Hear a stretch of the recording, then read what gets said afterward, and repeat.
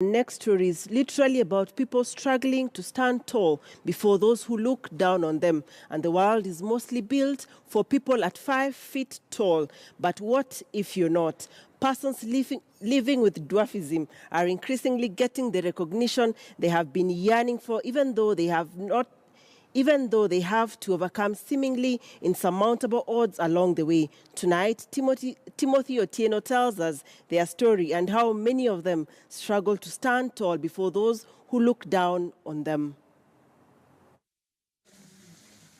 A plank of wood is what 37-year-old Catherine Kibe uses to switch on the lights at her home. It's a house arranged to her specification. She puts the most essential items on the lower shelves. This one is food stuff, like sugar, leaf, cooking fat, rice. Catherine is a teacher at the SCK St. James Academy in Kiambu town. She will not grow any taller than 4 feet, but that hasn't limited her scope in life. The early education teacher commands a class of pupils, some taller than her, like a pro. She's nice.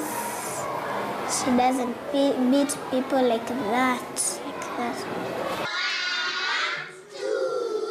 Catherine has taught for almost a decade, and even though nearly half of her class will be taller than her by the end of the year, she has no short of respect from her pupils. Is she a good teacher? Yes.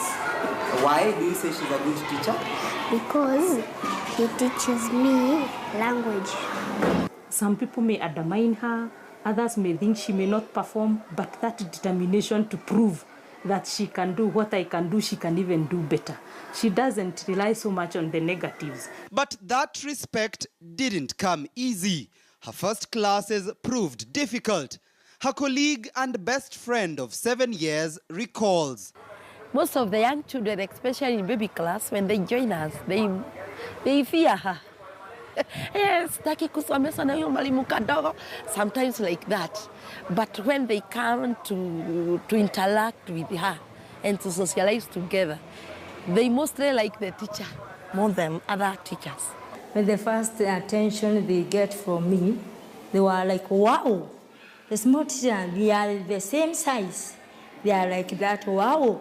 Even in the parent will call me and ask me, Madam Catherine, my child is telling me we are the same size.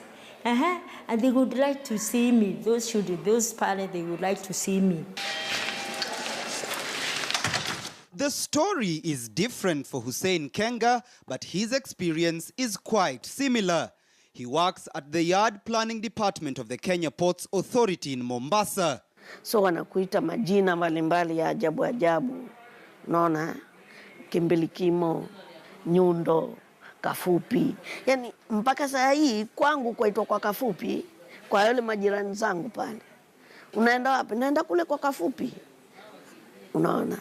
From the get-go, Hussein stands out in his office.